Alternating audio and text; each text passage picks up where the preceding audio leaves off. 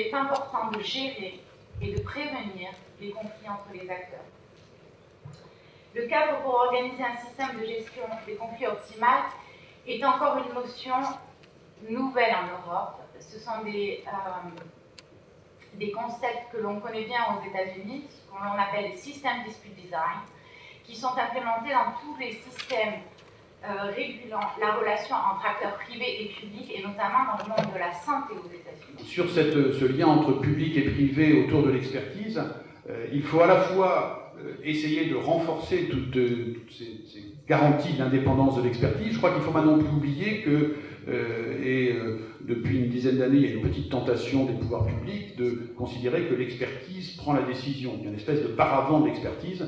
Je crois qu'il ne faut jamais oublier que si l'expertise est fondamentale, si elle doit être déontologique, si elle doit être éthique, la responsabilité fondamentale de la décision, c'est les pouvoirs publics. C'est à eux de s'entourer des avis qu'il faut, c'est à eux de multiplier les avis s'il le faut. Pour mettre la santé au cœur des politiques que nous menons, que ce soit des politiques d'éducation, que ce soit des politiques de transport, que ce soit des politiques de logement, parler santé à travers l'ensemble de ces politiques-là, c'est donc tout l'enjeu qui nous rassemble dans ce réseau. Nous travaillons autour de grandes thématiques, urbanisme et santé notamment, c'est ce dont parlait Catherine.